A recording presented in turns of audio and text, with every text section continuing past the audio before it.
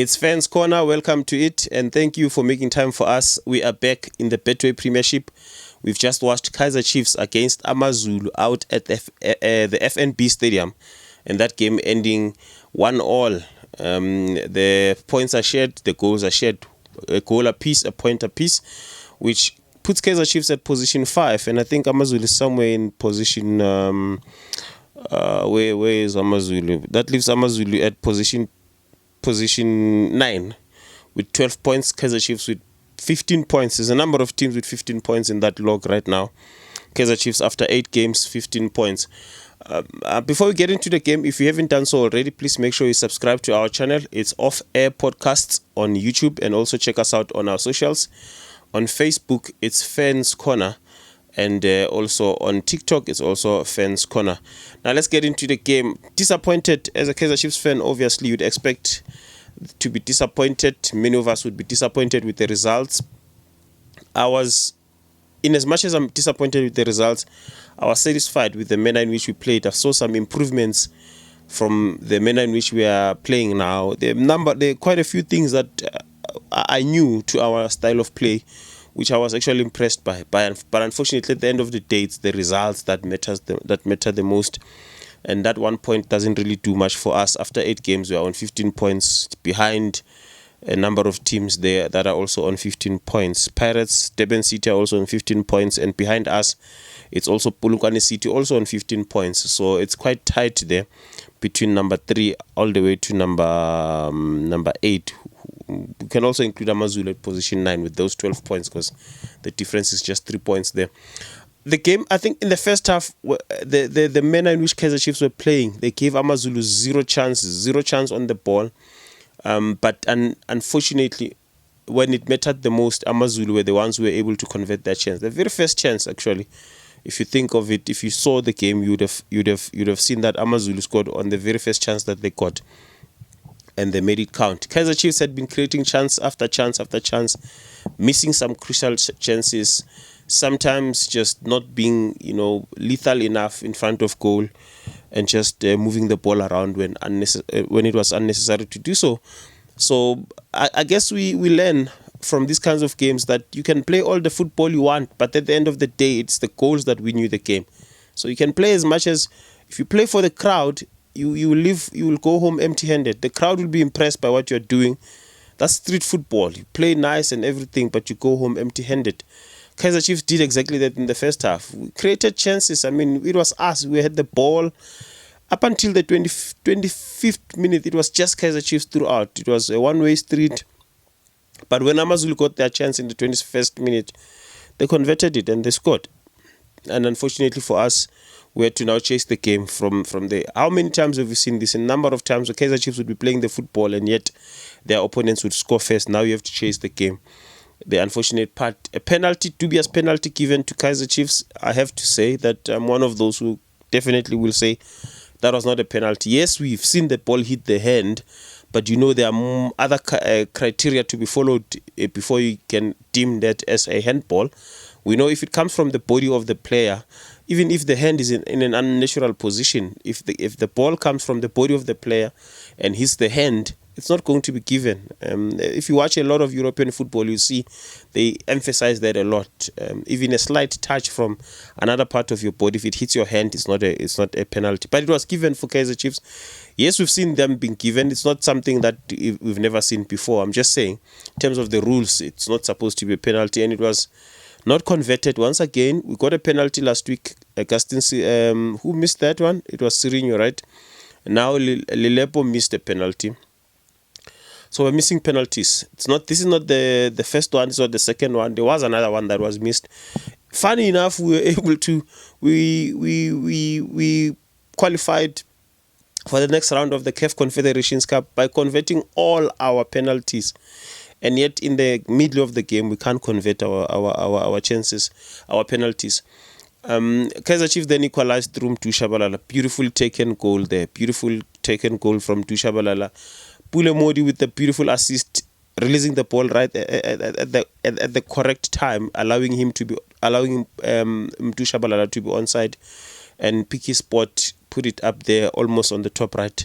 After that, that was it. There were no goals scored. But what happened was, in terms of the shots at goal, I have to commend the Amazulu goalkeeper. I think it's Johnson, right?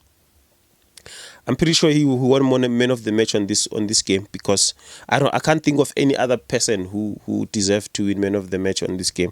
Let's look at the statistics. The statistics are saying expected goals. We speak about expected goals a lot. It tells you that Kaizer Chiefs created chances here, 1.96, which is almost 2 goals. We expected to at least score 2 goals from this game. Ball position, and Amazulu with 0.5. So Amazulu scored more than what they were expected to. We scored less than what we were supposed to.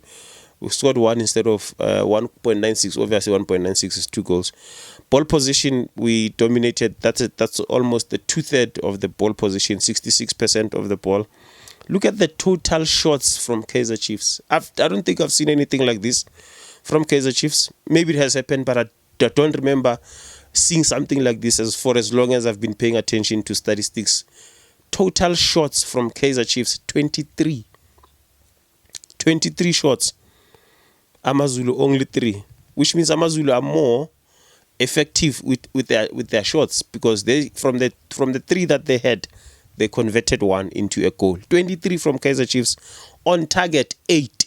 On target 8, which means on any other day we could have scored, 4, 5 goals from that 8 shots at goal on target. But we were facing a monster of a goalkeeper there in Johnson. I have to give it to him.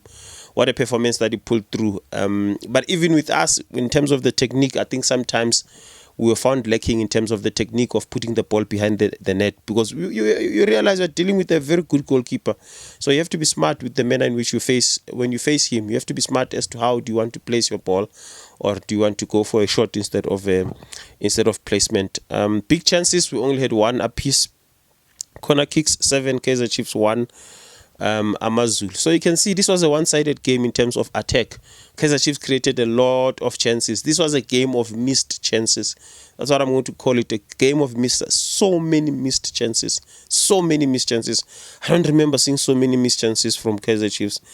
Look at those shots. When I'm talking about missed chances, I'm also talking about those shots that were off target, because they missed the target, and some of them should have been on target, at least give the goalkeeper something to do. But one of the things that I've picked up from Kaizer Chiefs is the last stat that I'm going to focus on, the passes. Look at the passes there.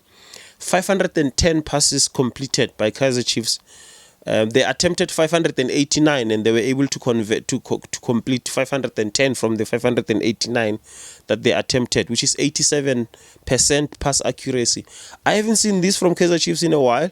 Yes, I've seen the pass accuracy increasing, but when the number of passes increases, usually the pass accuracy drops. But now look at the pass accuracy and the number of passes, and it has to do with the fact that I think now we're starting to see a Kaizer Chiefs that is knocking the ball around and moving it to advanced parts of the game, of the field, by just knocking it, those short passes. I've seen a lot of short passes. This is not characteristic of Kaizer Chiefs to do this. We've seen there was a time when we were accused of being the helicopter football team, because every time we get the ball at the back, we just parachute it all the way to the final third. And I like that, because it allows the team to play. But the one thing that I'm still critical on is the same thing that I spoke about in the previous game when we played against Kabusco. I'm saying we are playing indirectly.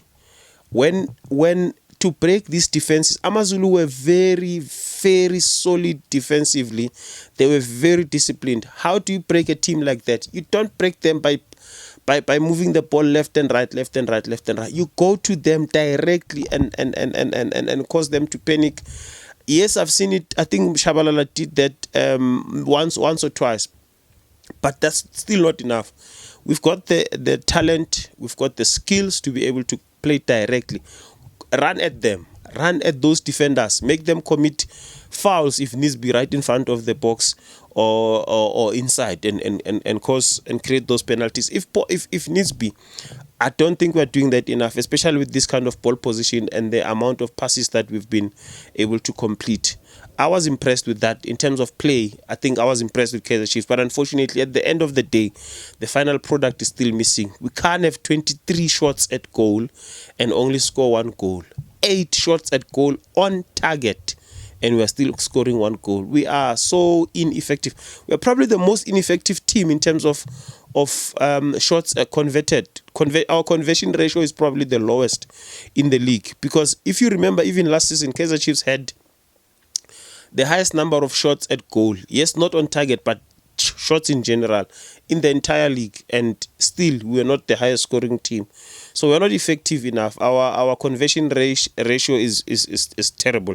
It's something that if the coaches are looking at the statistics, they have to go and sit down and work on it and say, how do we make sure that these statistics actually work for us in terms of the final product, which is the goal.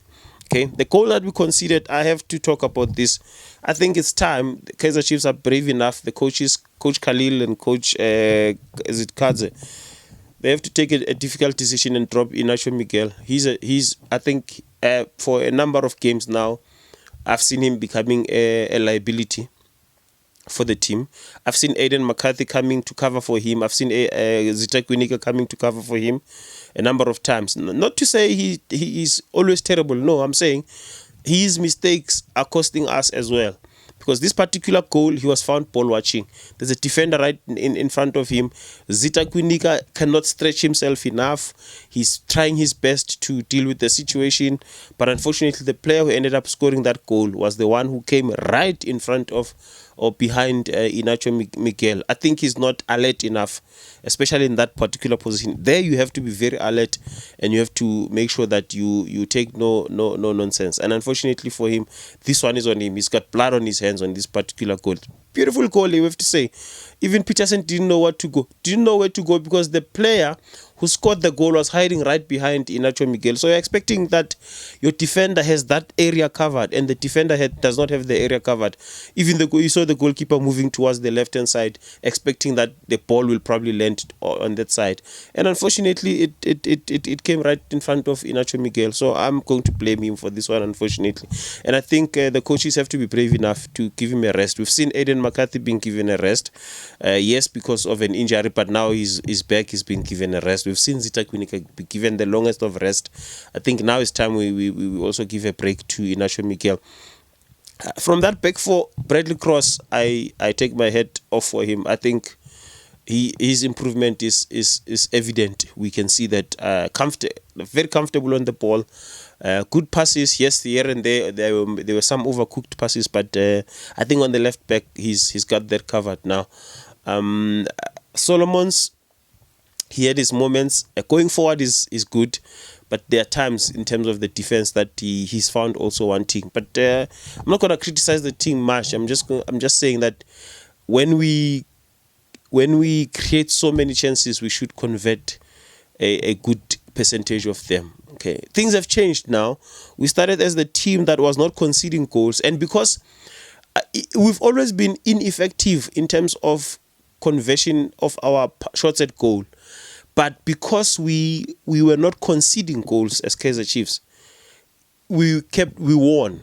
You see, even you create 10 chances and only score 1, but because you're not conceding at the back, you then win the game. But now we're conceding and we're still converting at a very low conversion ratio, so we're not going to win games because you have a very low conversion ratio and you're also conceding at the back. You are likely going to lose games and also draw some games like we've been seeing. It's now game number 4 in the league, I think, if I'm not mistaken. Is it game number 4 in the league without a win? Yes, we lost to Skukune. We drew with Marumo. We now drew with Amazulu. We lost to, but the other one is the Kabasco. That's the thing that's me. I think this is game number 3 in the league. Now 1, 2, we're not winning. We're not winning games. It's going to be very important that the technical team works on how we convert the chances that we're busy creating. Otherwise, a point is better than nothing. We'll accept that, but we really need an improved conversion at the front, up front there. The issue of Kaizer Mayo. I know that many people are going to crucify him for for the touch that he had on the goal that was disallowed because of an offside. Yes, he was offside. Correct call from the referees. I know because we did not win the game, many of us are going to be guns blazing coming for the boy, but he's a striker. I mean, the striker's instinct is to score goals, and sometimes they steal other teammates' goals. We've seen strikers do that. Even when the ball is rolling to us, crossing the line, you'll find that the striker will go and tap it in. Because that's what a goal poacher's instinct is, to finish a ball. But unfortunately today it didn't work for him, so I'm not gonna blame him much. I understand that's the nature of a striker, but yes, it cost the team at the end of the day. But I think because of his role as a goal scorer, you would expect him to try and score as many goals as possible. Otherwise, it was a terrible situation for us, because we could have won the game from that second goal. Okay. Thank you so much for making time for us. This has been Fans Corner. We meet again in the next one.